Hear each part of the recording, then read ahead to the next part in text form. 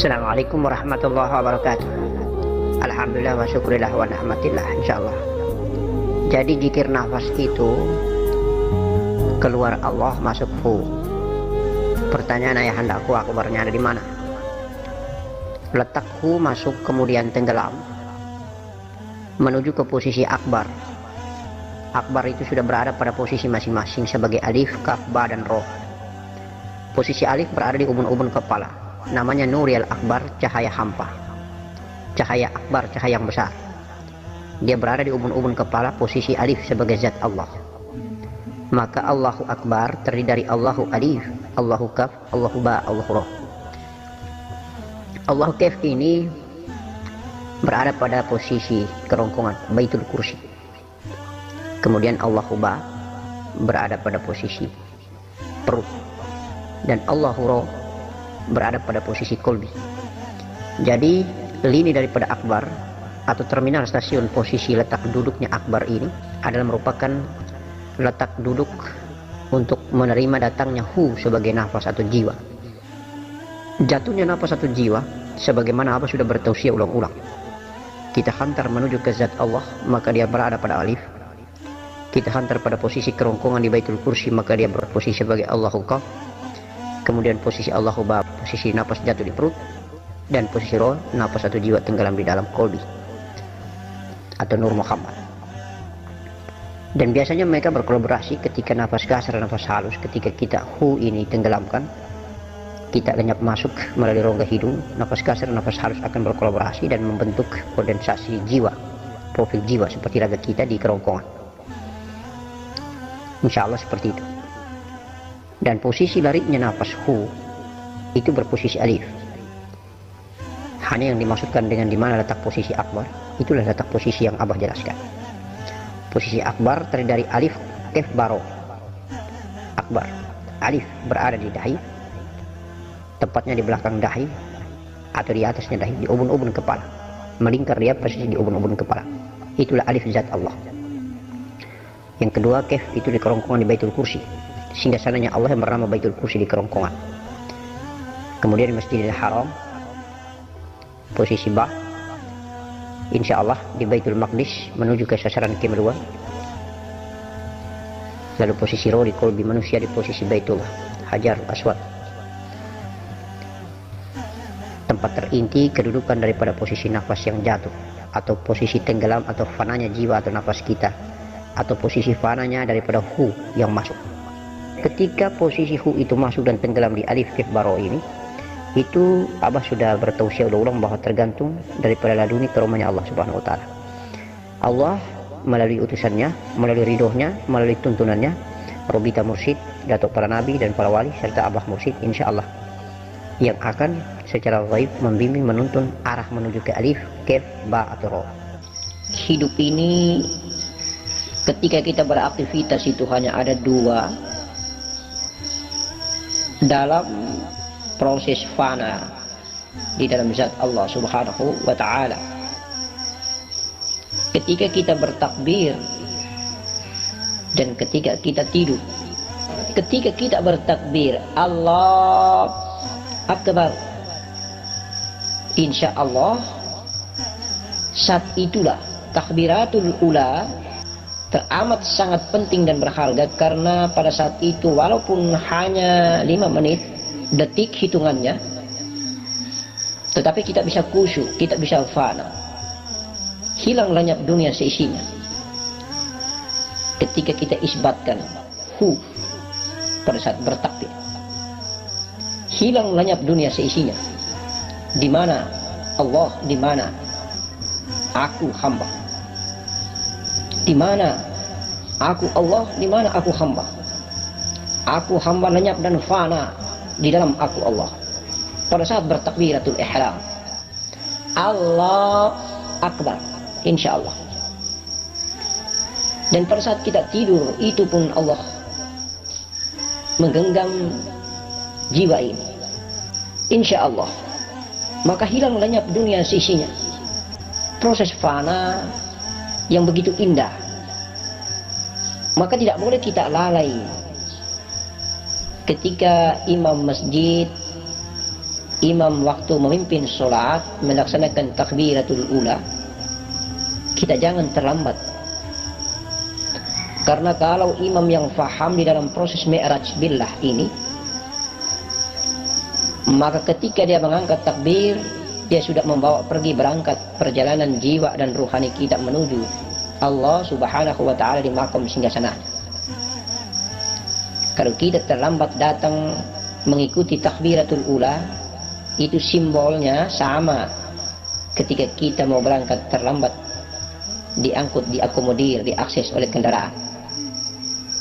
Sudah jalan kendaraannya, kita kemudian ikut dari belakang, dan akhirnya kita tidak jalan karena sudah dijalankan oleh imam, dijalankan oleh pemimpin sholat. Kalau pemimpin sholatnya faham dan tahu tentang takbiratul ula, merupakan kisah keberangkatan, kisah mi'raj, maka imam itu adalah pemimpin daripada jiwa makmumnya. Sehingga sebelum dia pimpin sholat, insya Allah pemimpin sholat selalu memberikan perintah untuk kita tertibkan saf,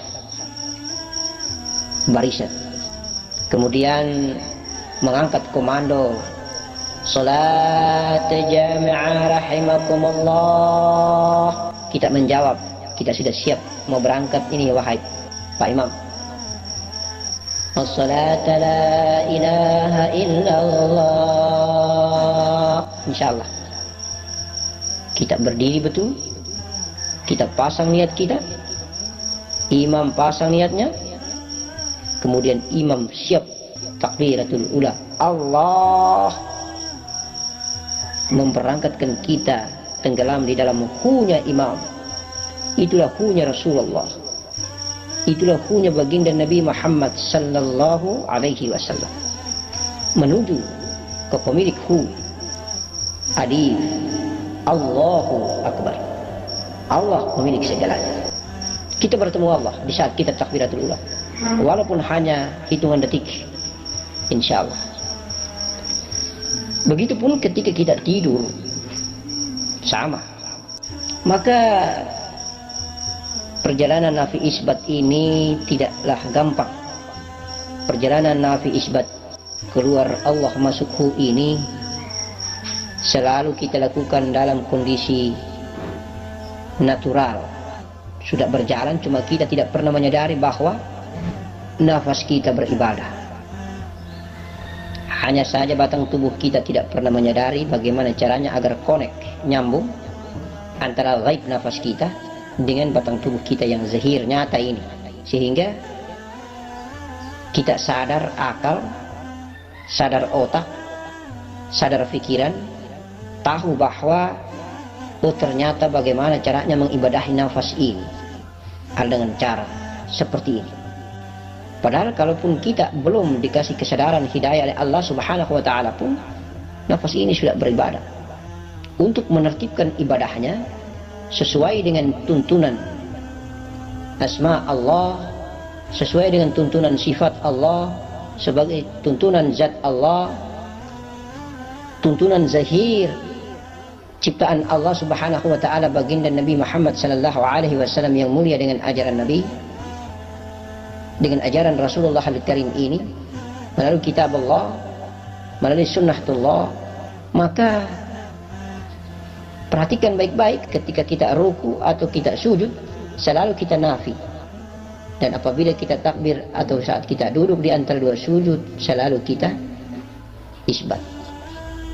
Jadi proses nafi dan isbat daripada nafas ini sering berjalan ketika kita sholat. Maka itulah hakikat sholat tertinggi kalau orang memahami dan mengetahui rahasianya. Setiap kita takbir, kita isbat. Setiap kita ruku, kita nafi. Intidal, kita isbat. Waktu sujud, nafi lagi. Duduk di antara dua sujud, kita isbat lagi. Sujud lagi, kita nafi lagi. Berdiri seperti alif, kita isbat lagi.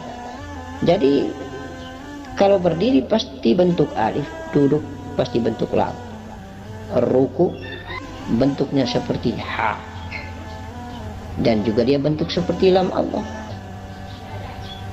dan sujud dia bentuk seperti huruf mim. Intinya pada saat kita berdiri pasti kita isbat, kita ruku nafi, intidah isbat lagi, kita sujud insya Allah kita nafi, duduk di antara dua sujud kita isbat lagi. Hanya nafi dan isbat, hanya lepas dan tenggelam, hanya lepas dan fana. Biarkan nafas ini nafi pesiar ke bumi, kemudian biarkan nafas ini isbat tenggelam di dalam zat Allah subhanahu wa ta'ala. Allahumma salli ala sayyidina Muhammad wa ala ali sayyidina Muhammad. Rahasia besar sekali ada di ubun-ubun kepala ini. Makanya anak kita, sang bayi yang kecil baru dilahirkan, ubun-ubun kepalanya lembek, berdenyut ubun-ubun kepala itu. Insya Allah, subhanallah, maha besar dan maha kuasa Allah subhanahu wa ta'ala. Maka sesungguhnya Allah ini sangat dekat dengan hambanya yang bernama manusia ini, dan lebih dekat dia daripada urat leher. Dan urat leher itu kan kita tahu dia tidak berada di dada, dia tidak berada di perut, tetapi dia berada di kepala. Lebih dekat sekali daripada urat leher. Penuh dengan tafsiran dan kajian yang luar biasa dalam kedalaman tauhid, dalam kedalaman iman, hakiki ma'rifat billah. Maka kepala ini merupakan mahkota tertinggi dari semua batang tubuh. Kedudukannya dan makomnya, tempat tinggalnya kepala itu berada di atas. Itulah alif. Nafas masuk akan berkolaborasi membentuk lam alif, nafas kasar dan nafas halus, kemudian membagi profil ini yang halus menuju ke zat Allah ubun-ubun kepala, kemudian yang kasar turun ke kolbi. Kalau dia hanya membentuk satu profil alif, dia ke kepala, di ubun-ubun kepala zat Allah, maka hanya ada dua, mati suri atau mati benar. Tapi kalau dia turun ke kolbi, maka insya Allah dia hidup. Maka negeri akhirat itu ada di atas ubun-ubun kepala zatullah. Negeri dunia itu ada di kolbi Nur Muhammad. Sehingga apabila engkau meminta akhirat, maka pergilah di ubun-ubun kepalamu. Tetapi apabila engkau meminta dunia, pergilah di hatimu. Engkau akan mendapatkan dunia di hatimu, engkau akan mendapatkan akhirat di atas ubun-ubun kepalamu. Engkau akan dikabulkan akhiratmu oleh zatmu, dan engkau akan dikabulkan duniamu oleh kolbi, oleh Nur Muhammadmu. Karena Nur Muhammad yang mengadakan adanya dunia. Ana min nurillah ala alamin min nuri. Aku berasal dari cahaya Allah, kata Nur Muhammad. Dan karena cahayaku, Nur Muhammad bilang, seluruh alam raya jagat maya pada ini tercipta, seluruh alam semesta tercipta. Maka dunia ada pada Nur Muhammad, akhirat ada pada Nur Zatullah. Hakikinya hanya satu ahdatul wujud, Zatullah, yang tiada tetapi ada.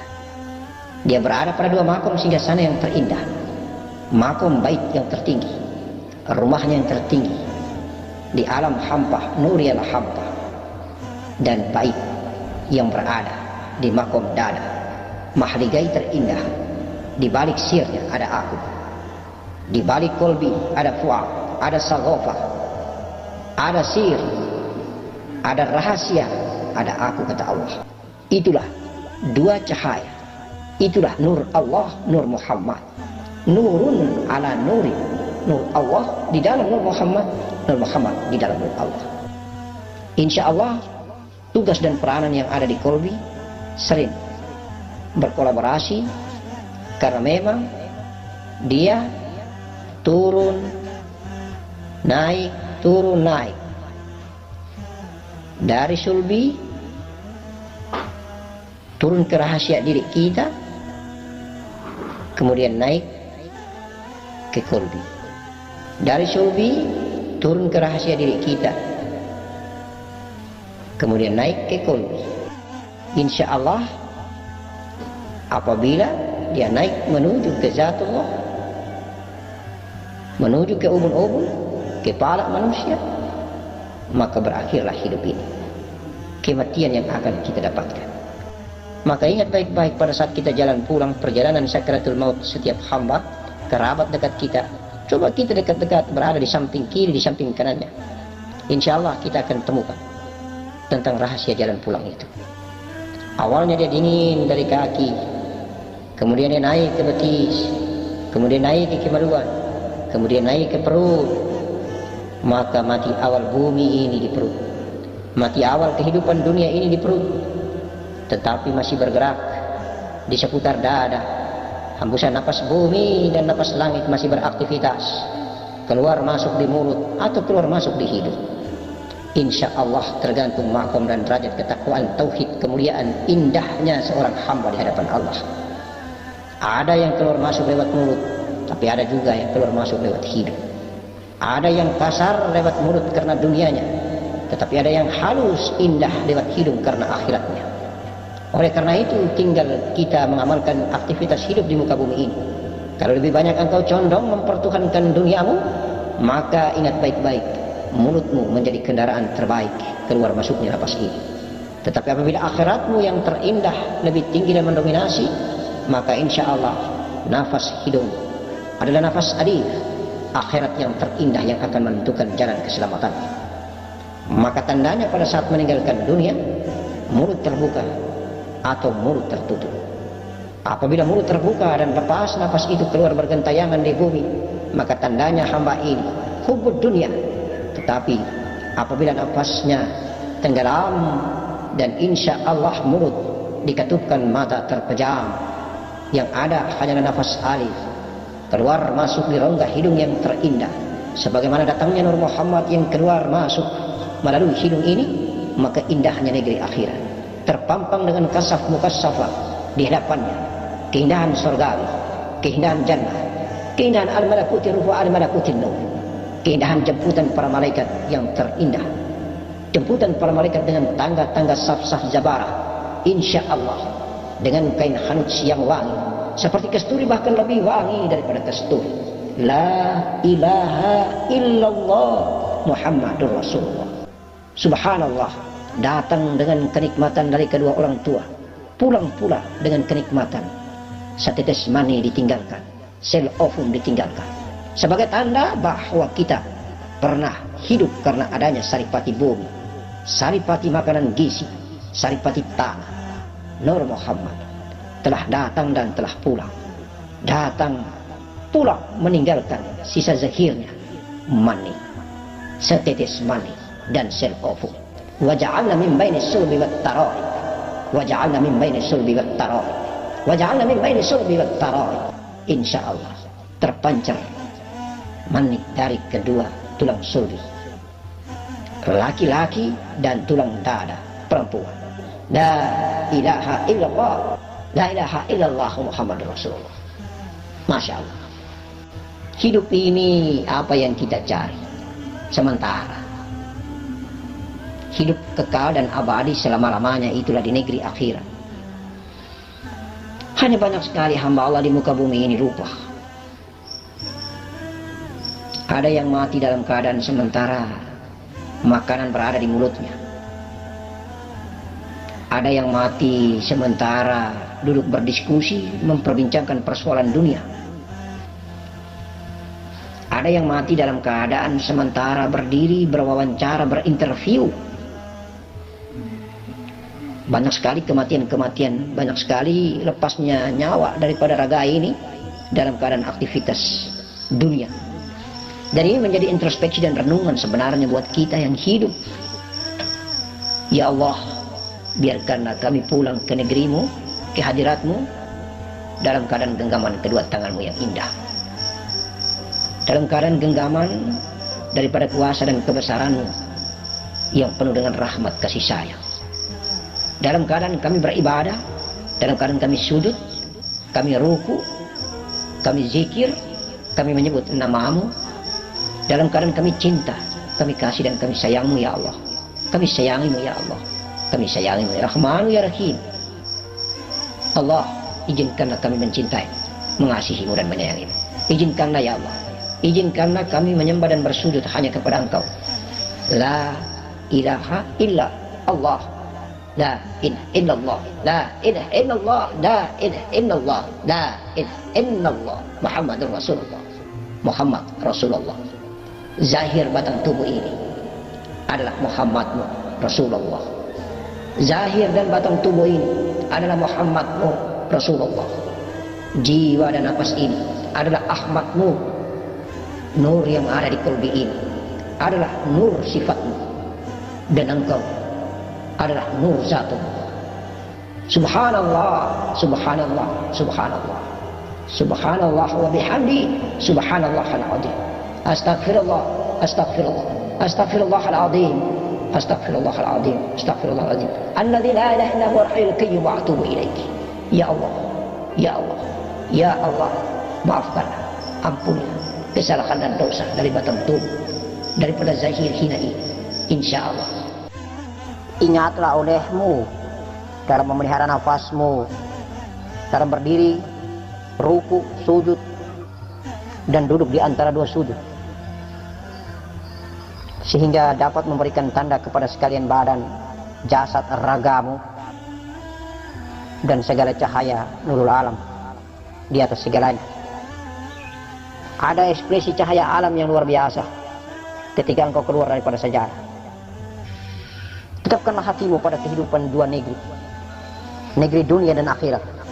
Rabbana atina fid dunya hasanah wa fil akhirati hasanah wa qina adzabannar.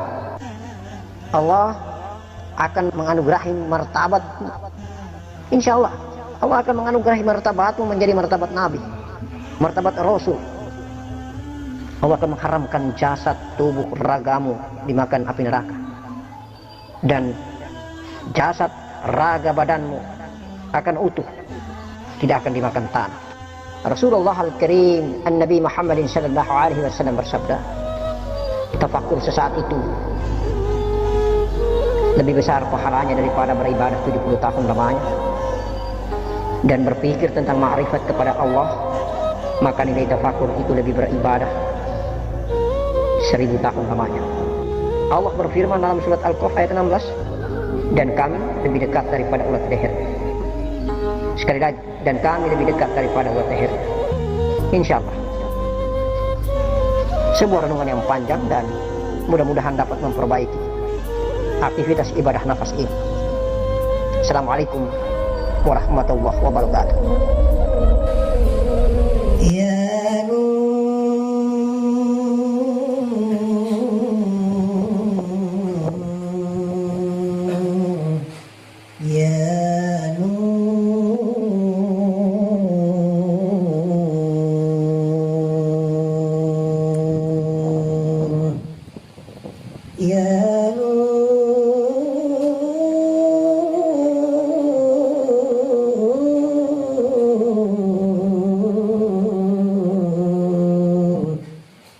Sayyidi